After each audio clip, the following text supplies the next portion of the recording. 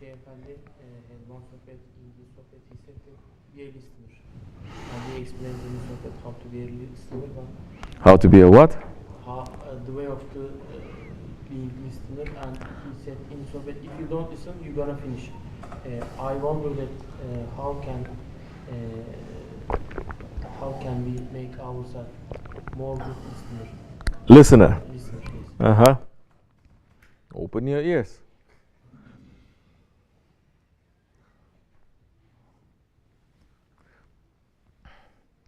Be interested.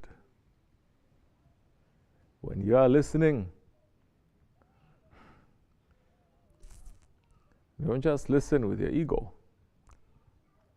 When you are listening, listen very sharply. Focus. Don't listen to every other thing that is happening in your heart or around. Listen to that. The Shaykh can be telling that same sohbat 100 times, but every time he's showing something different. So you are not going to just listen to that story and say, I've heard this. I'm going to be busy with something else. You lost it. There's a reason why he's repeating it. We're repeating La ilaha illallah, but every time you repeat that, there's a different secret there. There's a different blessing there.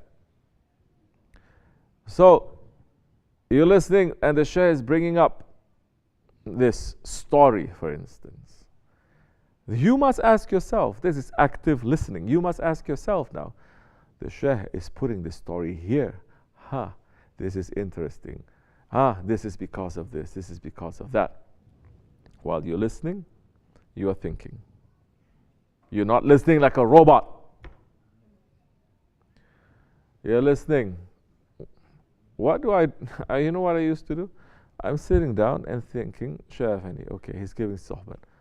Okay, he's starting with this. I'm listening. I say, why is he starting with this? Starting here. Where is he going to go with this? Oh, he's going this way. He's going this way because he already gave all the points before. He's taking a turn. Now he's telling a story, but he used a story in a different way. So, and I'm thinking, he's using this story to say this, but why is he saying this? It was to lighten the mood.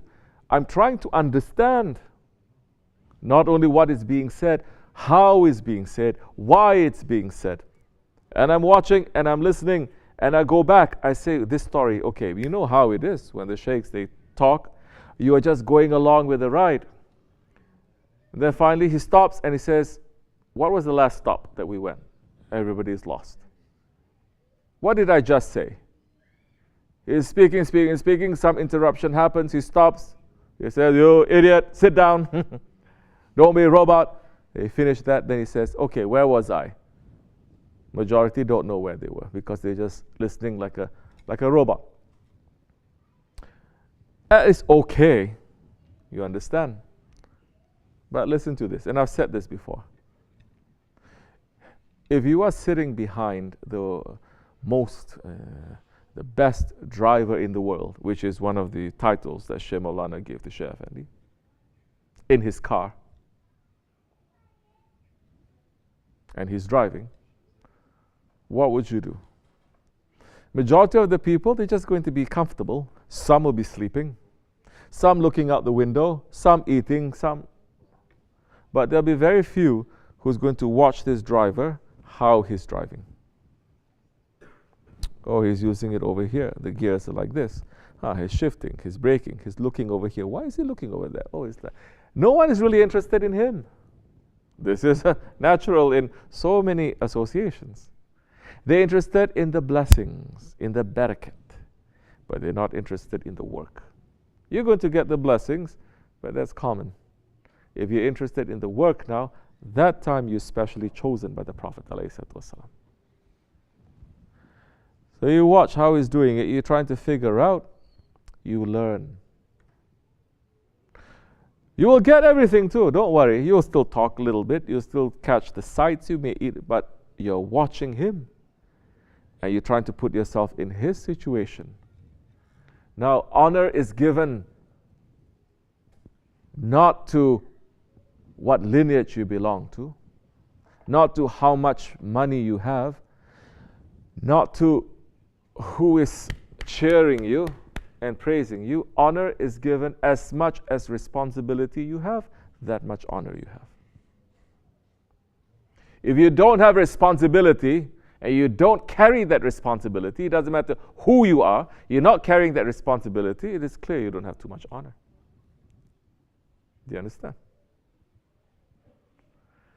So, you're sitting there, you're watching him. One day, maybe he's going to say, you're watching me, now watch what I'm going to do next. Now you start to have contact. He's starting to send things to your heart, you're starting to communicate about how to drive. One day he's going to say, I'm not driving, you drive. But you drive. I have so many things I have to do, and I have so much work that I can give to everyone, but you're the only one who's watching what I'm doing. Everyone else is sleeping. Hey, he's sleeping over there. So that time, we'll never give him the keys to the car. Never. Then that time people are going to complain, why like this and like that? I say, because you just want to sleep, so sleep. This Jamaat is not for people who sleeps.